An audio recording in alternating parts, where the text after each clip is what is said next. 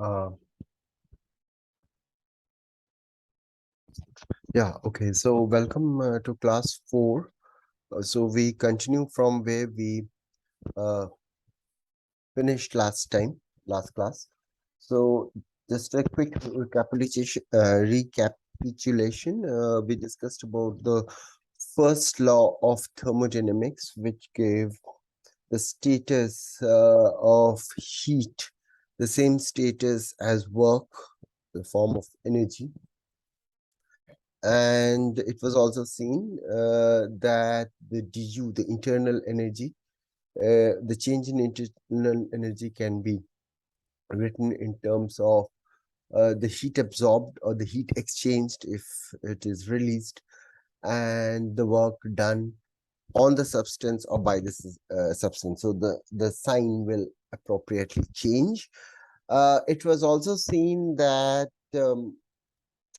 at least with an ideal gas, the internal energy changed only as a function of temperature. So the amount of work done by Joule by making a fan rotate inside a liquid uh, directly was related to the change in temperature and not on the path, whether the work done was slowly or fast.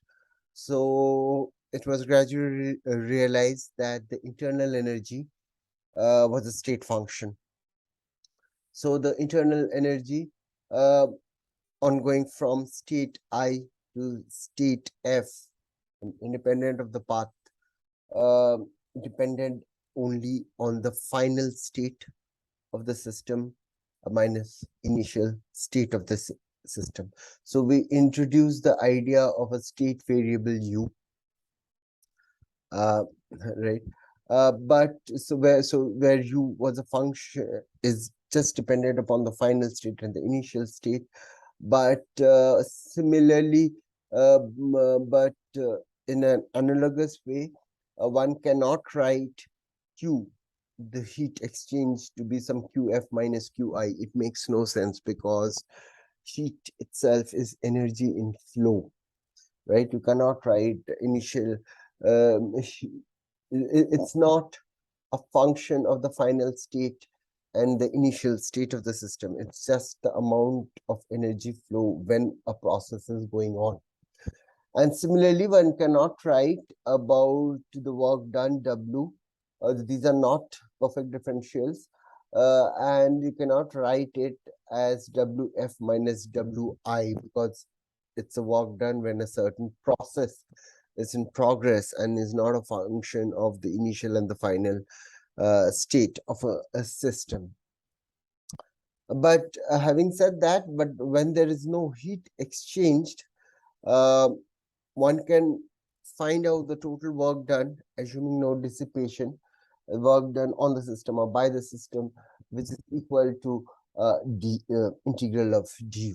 But that's only when there's no when there is no dissipation, when there's no heat exchange, and things are done in a reversible manner. Well, it doesn't need, because even if it's not reversible, finally, this is a state function, and thereby WF minus WI, which is not a function of state, but this value will be dependent upon UF minus UI, right? So the total work done will depend upon it, not that it can be written like this. This has no meaning, right? So as I said, except in adiabatic transformations where W is path independent, but still you cannot write it as a function of state. So the internal energy in a closed system can be written as a total differential. What is a closed system? When there is energy transfer allowed, heat exchange allowed, uh,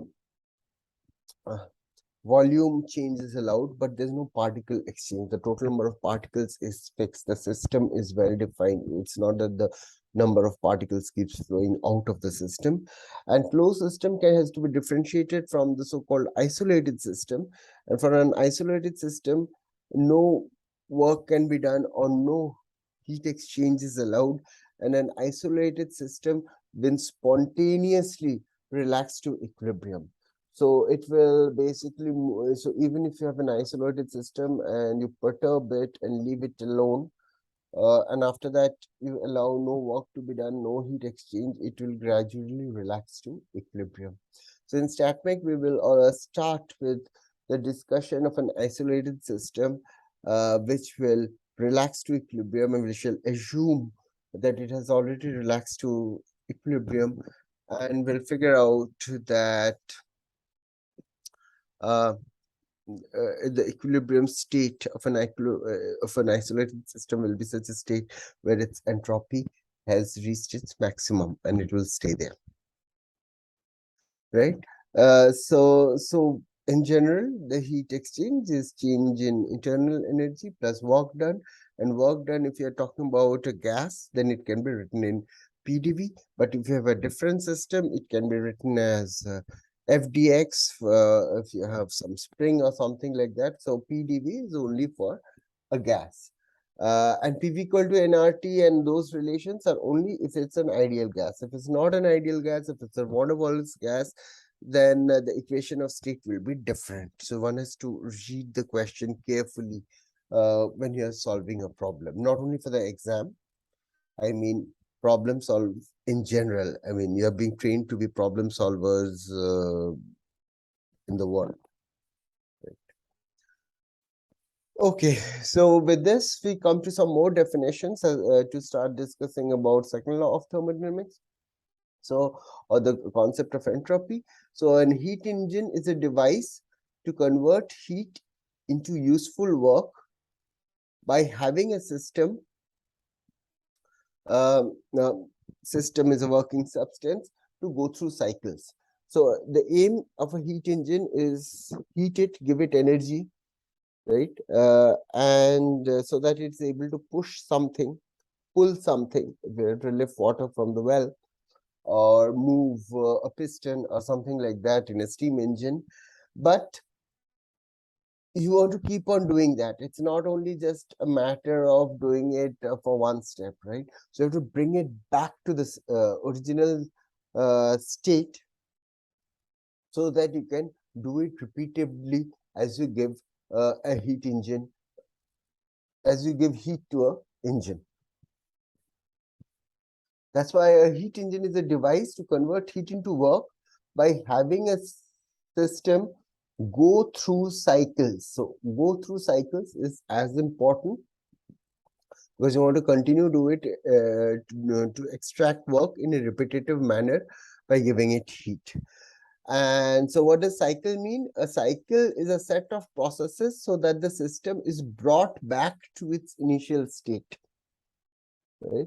And the first law forbids any process which violates energy conservation. And the second law of thermodynamics add extra restrictions on processes which are allowed by the first law. An example is if you put uh, ice in contact with a hot substance, right? So the ice is going to melt. So heat is going to flow from a higher temperature from the hotter object to the so energy is going to flow from the hotter object to the ice, and it's going to melt, and finally the two of them are going to come to the same temperature. But by first law of thermodynamics does not prevent, and that's a spontaneous process. That's what it is going to happen, right? And then that's your experience, and you have this experience. In fact, you might not be so, I mean, unless it was taught, you might not have been so aware of the first law of thermodynamics about this conservation between work, energy, and heat. And in fact, first law of thermodynamics was discovered after second law of thermodynamics. But second law, it's by second law that heat is always flowing from the hotter object to the colder object and not vice versa. Because if heat flowed from the ice to the hotter object, right, very non-intuitive, but suppose it did, the cold thing would become colder and the hot thing will become hotter. That never happens.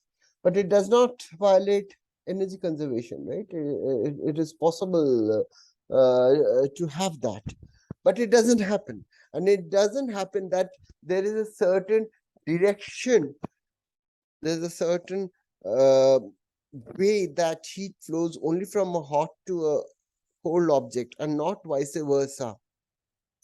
Such consequences were generally written or realized in terms of the second law. It also puts restrictions about how much maximum work can you extract in a certain process, right? So second law adds extra restrictions on processes which are allowed by the first law, and which seems obvious to you, like heat flowing from higher objects at higher temperatures to lower temperatures, but can be written in a more general manner so that it is more encompassing. So the second law of thermodynamics is the Clausius statement and the Kelvin statement. So the Clausius statement is that there exists no thermodynamic transformation whose sole effect, this is extremely important, whose sole effect is to extract a quantity of heat from a colder reservoir and to deliver it to a hotter reservoir. So, if you have to take heat from a colder reservoir, I wonder,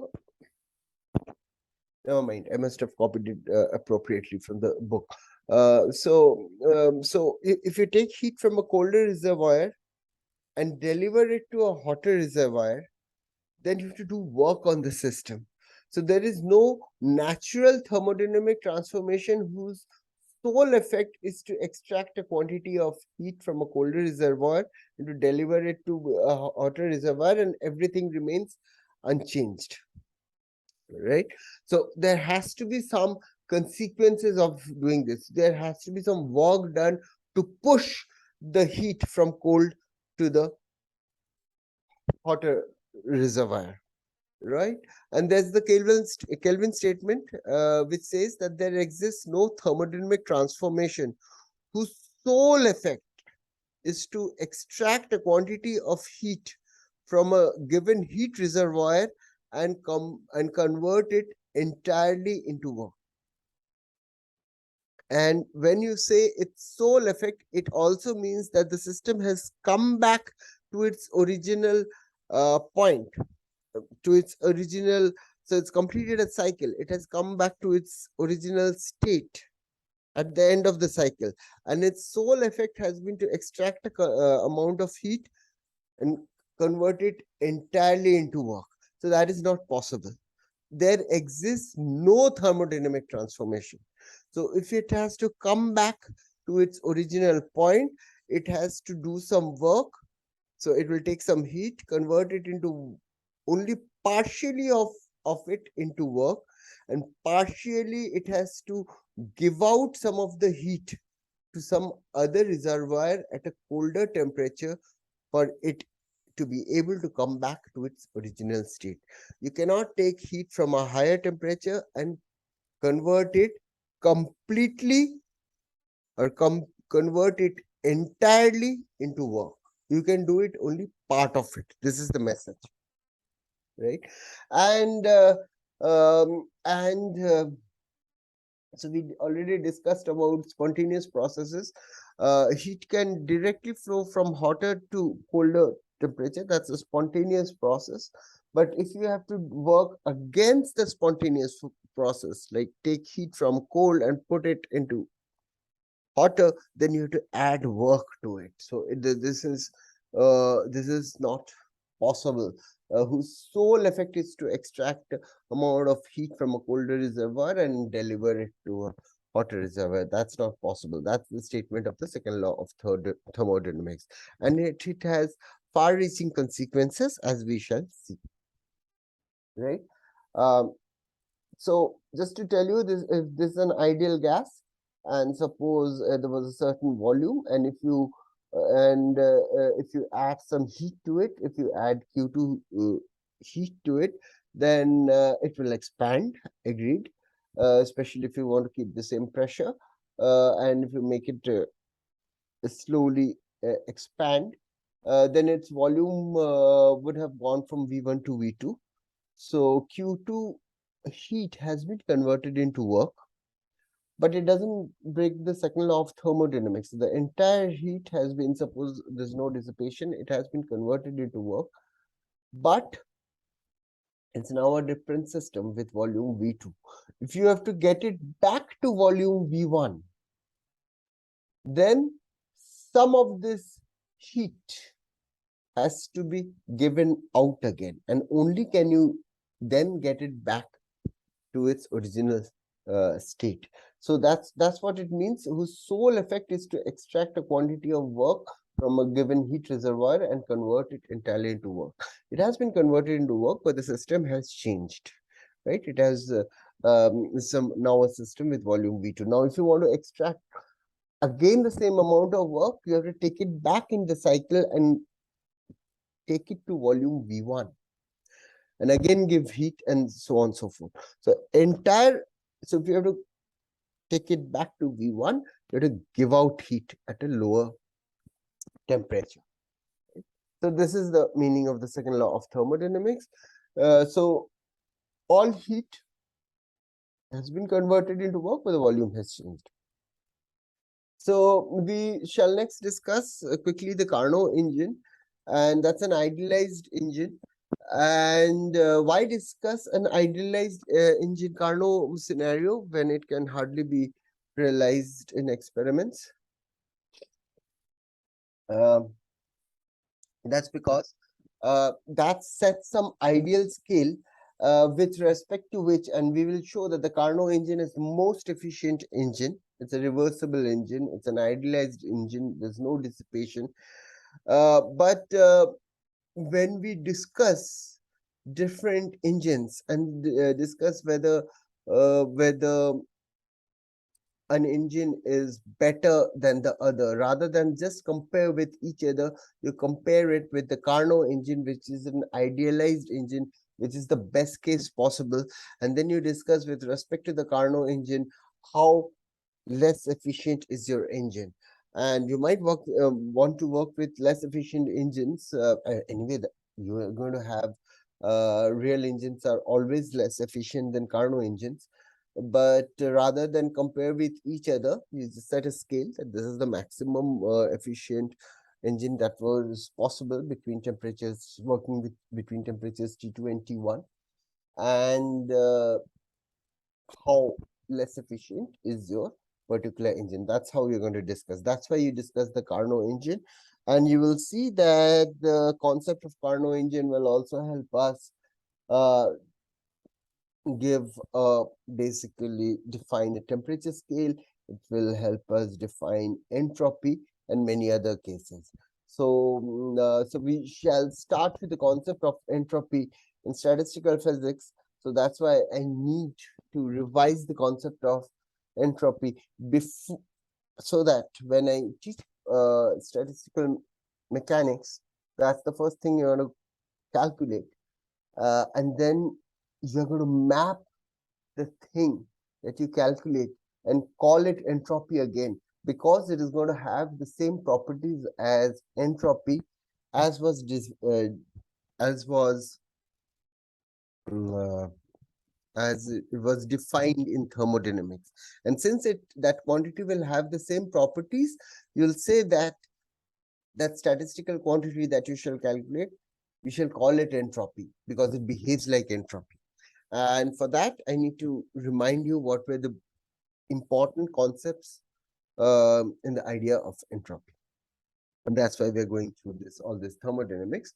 So a Carnot engine, I mean, I'm sure you have done it, consists of two isothermal processes where a certain amount of gas goes from P1 to V1, uh, goes from P1 V1 to P2 V2 in an isothermal process, which means its temperature doesn't change.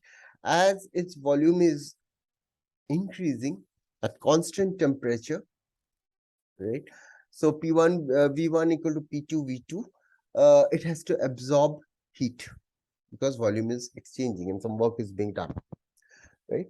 So the pressure goes from P1 V1 to P2 V2, where heat is absorbed at temperature T2. So heat is being absorbed at a temperature T2, and heat will be given out in another isothermal process when the system goes from V3 to some V4 at a lower temperature.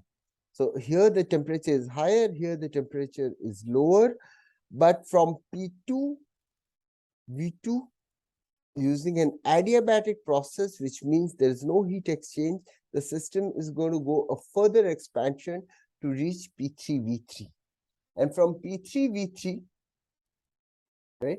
So here you see that the pressure is decreasing, right? And volume is further increasing.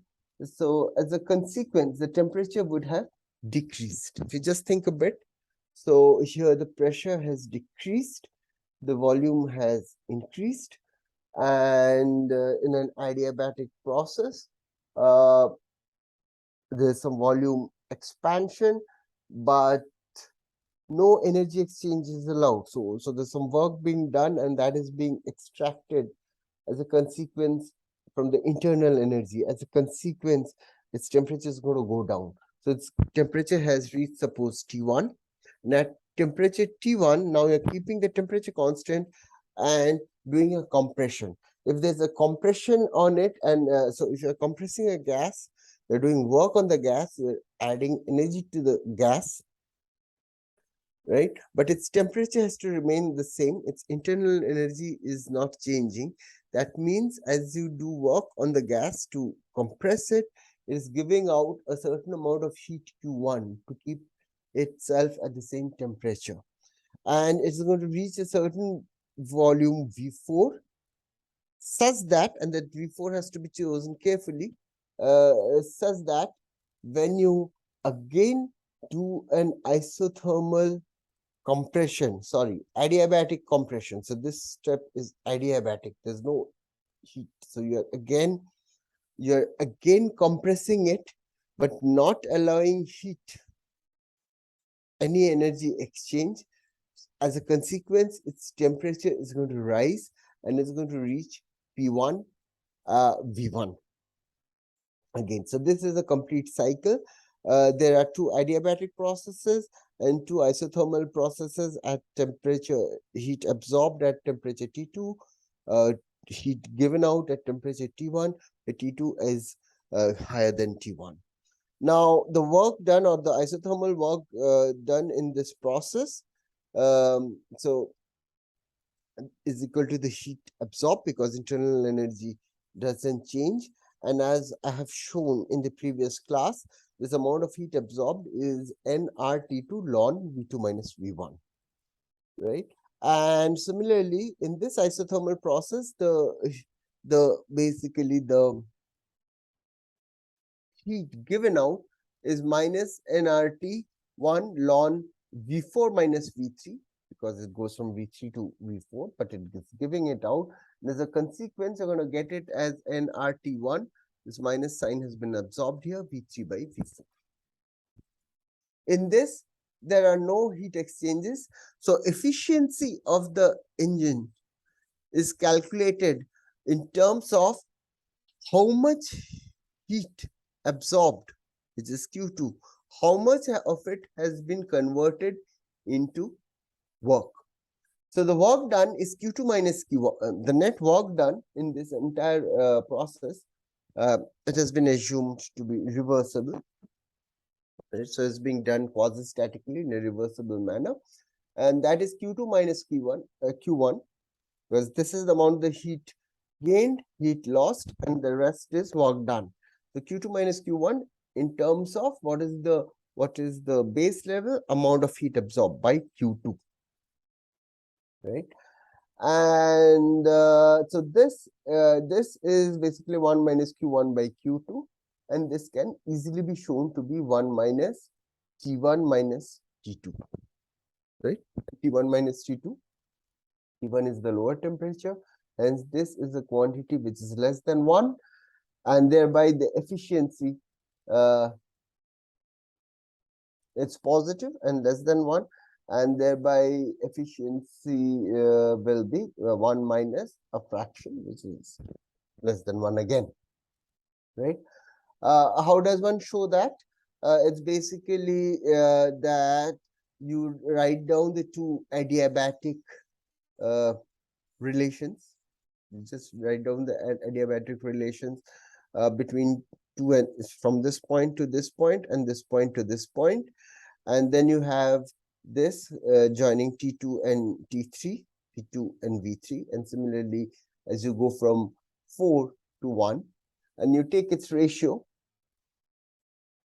and you take its ratio, and this is what you get.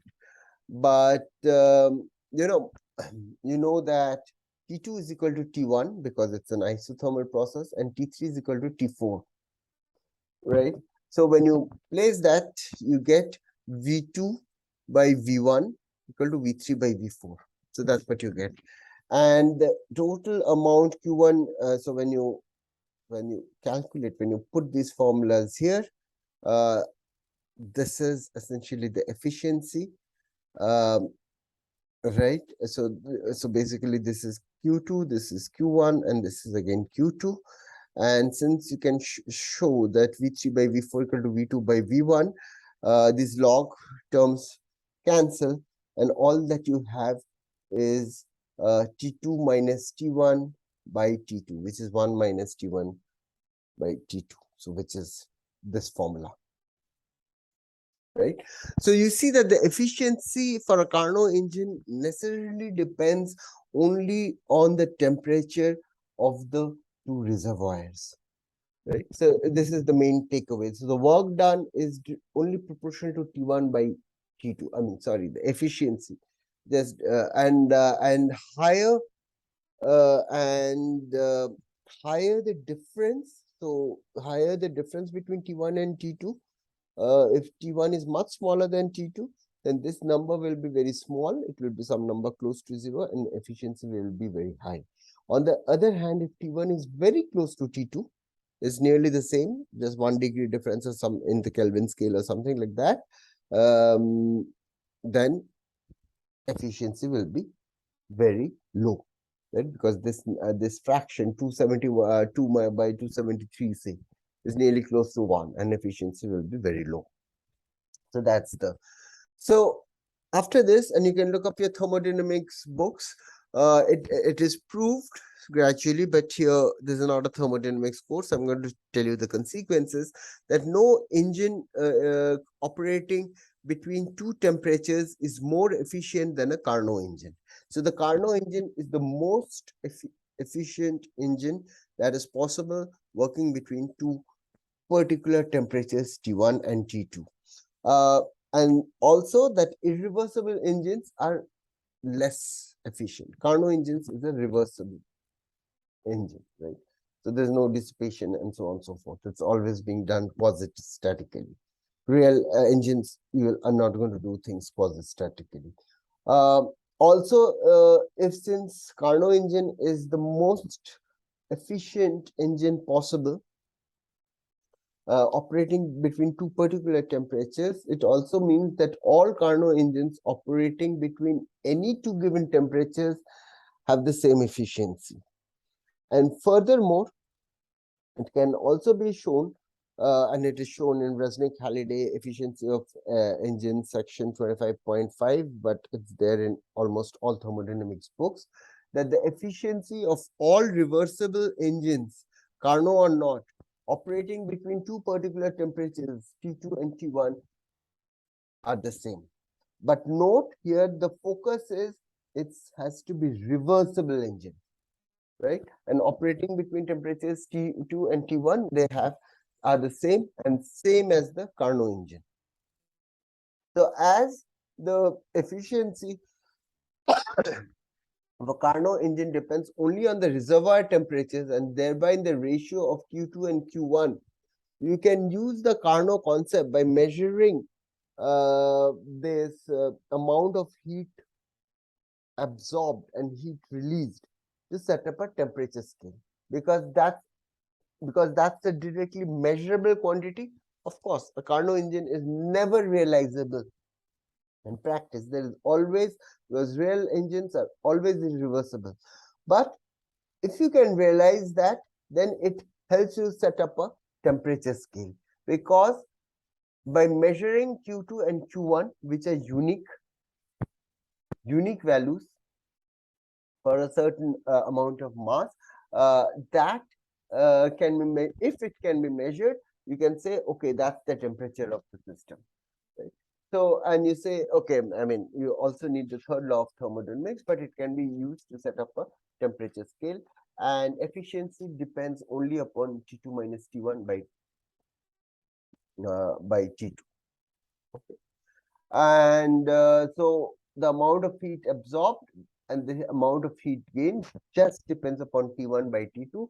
And since it is the case, we can now slowly start to introduce a concept called the entropy, which we shall show to be a state variable, and we can have a formulation of the second law of thermodynamics in terms of S. So what we have shown is in a Carnot cycle, right? Since this relationship holds that the amount of heat absorbed is just proportional to T1, and the amount of heat, sorry, this was not absorbed, it was released, and this was gained proportional to T1 by T2, then can write it like this, right? And when you take the proper signs of it, Q1 by T1 plus Q2 by T2 equal to 0 in the Carnot cycle. And this is a consequence of the isothermal steps. In the adiabatic, anyway, there is no Q1 and there is no heat exchange. So Q1, Q2, Q3, Q4 doesn't exist. It's an adiabatic process. So in adiabatic steps, there's no heat exchange anyway. But over this entire cycle, this relationship holds for a Carnot cycle. So over a closed path, over the closed path, you put a symbol of this, dq by t equal to 0 in a Carnot cycle. Just to remind you that dq is not a state function, but remember, whenever you have something like this, over an entire path, this is equal to 0. That's called an exact differential, and then the quantity inside it is defined to be a state function, a function of the coordinates. It's an exact differential. So the way you check for an exact differential is if you integrate it over a complete path, if its value is 0, and then that becomes a state function. So the quantity, whatever quantity is inside this, right, that's a function of state. Now it can be proved that any other cycle, any other reversible cycle. So suppose this is a PV diagram. These are with the ideal gas, and here you have an ideal gas, and these are the PV equations of state, and these are isothermal processes. Hence, I've written PV equal to K1, K2, K3, and so on and so forth. And however, you had in some other reversible process here. Okay, so it's a cyclic process and it's a reversible process. That can be broken down into a series of small Carnot cycles. So suppose, I mean, so here, this step, so there was a step like this. Now, suppose you do something like this. This was an isothermal, then you had an adiabatic state, then you went back, and then had an adiabatic where this is extremely small. Now this entire, and you can repeat this here, and you can repeat this here, and so on and so forth. So this entire cycle in red can be written up by a series of Carnot cycles, and any reversible cycle can be written up like this. Again, the proof is in Resnick, but here I'm just telling you the consequences. So the consequence is that over any other reversible cycle as well, the importance is in the word reversible. This quantity, this integral will be equal to 0. So the integral of a total differential over a closed path is equal to 0. And that defines it to be an exact differential. And if something is an exact differential, that quantity inside it is a function of state. And in this case, we shall call it the entropy. So this dq by t, we shall call it the entropy. And over a reversible cycle, done quasi-statically, reversible cycle has to be done quasi-statically, but you can have a quasi-static process which is irreversible if there is dissipation. But over a reversible process, once it gets back to its original state, the entropy is unchanged. So that's what it says. So it's a function of state. So for a reversible process, this quantity is independent of the path. However, for an irreversible or a spontaneous process, this entropy will be always the entropy change, right? So if you're going from one point to the other, the system over a reversible path, the system might change its entropy, but the entropy change of the system will have the reservoir will have an equal and opposite change, uh, will have an equal and opposite change in terms of entropy. So total entropy will be conserved in a reversible process. And when you bring back the system to its original state point, right? So over a cycle, then the entropy of the system will go back to its original value, and the entropy of the reservoir will also go back to its original value. And hence the integral of the total differential over an arbitrary, there's no net change in entropy, and it's a function of state because it's a total differential, right? And so if it's an exact differential, then that quantity inside it is a function of state. That's what you've learned in your math methods course. And however, for an irreversible or a spontaneous process, the change in entropy will always be greater than dq over t calculated over a reversible path.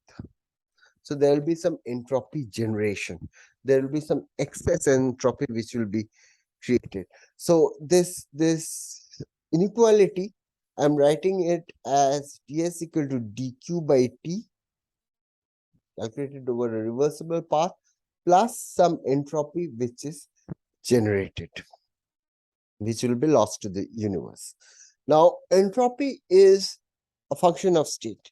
So even if there's an irreversible process, the system has gone from one state to the other, right? So the entropy of that system, once it has reached equilibrium in the new configuration, it's fixed. But some entropy has been created and given to the universe. And you can calculate the change in entropy of that particular system as it has gone from A to B, from I to F. But it has gone in an irreversible and spontaneous process. So some entropy has been created and lost to the universe. But you can calculate the entropy change on going from I to F because it's a state function. But while calculating it, you have to choose a path which is reversible. Because if it's irreversible, if it's spontaneous, there can be locally non-equilibrium conditions where P and V is not defined for the entire system. It's not quasi-static. There are pressure gradients. So there might be a current of particles and so on. So their pressure, quantities are not defined. So to calculate the entropy, you have to choose a path which is reversible, which is quasi-static, where every step is defined. So going from I to F in a quasi-static reversible manner, over that path you can calculate the entropy of the system as it has gone to I to as it goes from I to F. In actuality, it might have gone in an irreversible, spontaneous manner using a different path.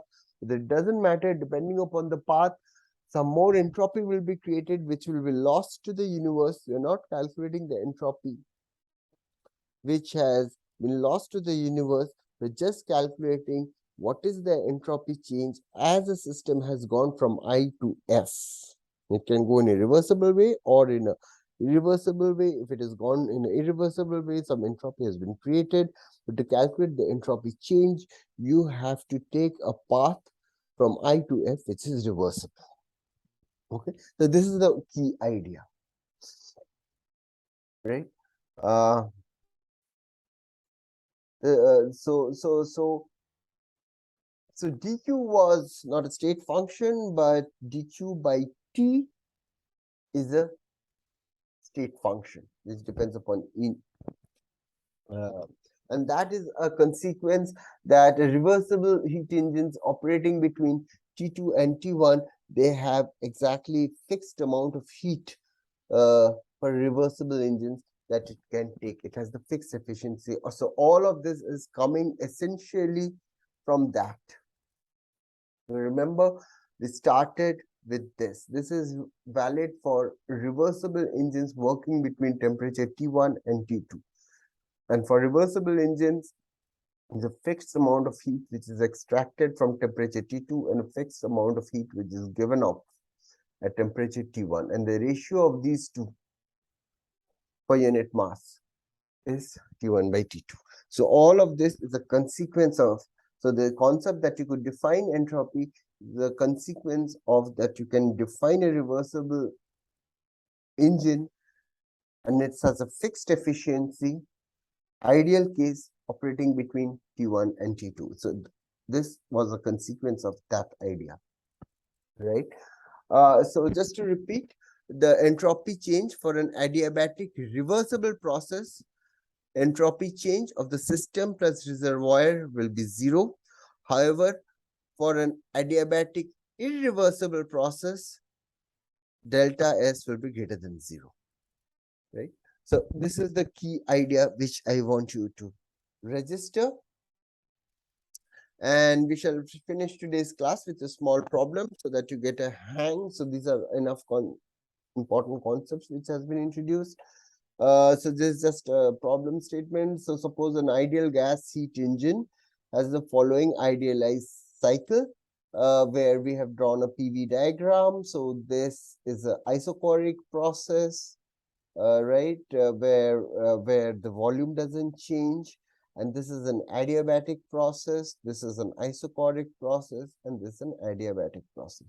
Here you see that it was at pressure, whatever, P4, volume doesn't change, right? But pressure has come down. If pressure has come down, it means that the temperature has to come down. That means heat has to be given off because there's no work done because volume is unchanged. Pressure has come down, so it has become colder, so heat has to be given out.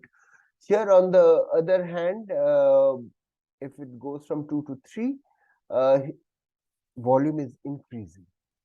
Sorry, volume is fixed, but pressure is increasing, and that is possible only to add heat to the system so that the temperature increases, and these two are adiabatic processes.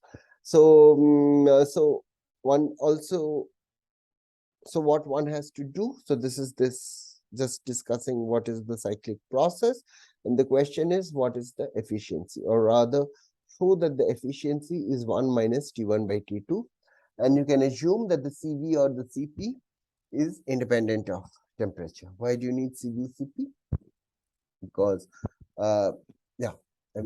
these are the heat capacities. So the only two processes where heat is being absorbed or released are T2, T3 and T4, T1. So Q23 is CV T3 minus T2, you assume that CV is independent of temperature, and here Q41 is heat released is CV into T1 by T4. Remember, T1 has to be less than T4 because from T4 it has to go down for its pressure to go down at the constant volume. So this quantity will be negative. Q41 is negative because T1 minus T4 has to be negative, right? And now what you know is now in these two processes which are adiabatic, so it goes from say T1 to T2. So where is T1 to T2? So what you have is T1 V1 gamma to the power minus 1 equal to T2 V2 gamma to the power minus 1, and again T3 to T4. So you write down this adiabatic relation, right? And subtract one for the other. So what you get is T4 minus T1. Yeah, so just you take a ratio. So you basically T4, okay, okay, how do you decide whether you're going to take that? So the efficiency will be essentially the total work done, CVT3 minus T2. So this is amount of heat absorbed minus amount of heat released by amount of heat absorbed, which is CVT3 minus T2. And when you write that, you're going to get something like this. And since CV is going to cancel, you have T3 minus T2. So this in turn will look like 1 minus T4 minus T1. So because T3 minus T2, yeah, so that's 1. So you have T4 minus T1, this is a positive quantity, and T3 minus T2. And now you use this relation and adjust the terms, and when you do it, you will get such relations. T4 minus T1, you just subtract these, and remember these are isochoric, so the volume here and the volume here will be same, the volume here will be the same. And once you get that, just substitute here, right? And you get V2 by V1, V2 by V1 to the power gamma minus 1. And that in turn can be replaced from this relationship as 1 minus T1 by T2. Okay, so this is how you work out various engine problems, efficiency of engine problems. But more importantly, we introduce the idea of entropy change, and in that, in irreversible processes, entropy is going to always increase. So we're going to continue from the next class.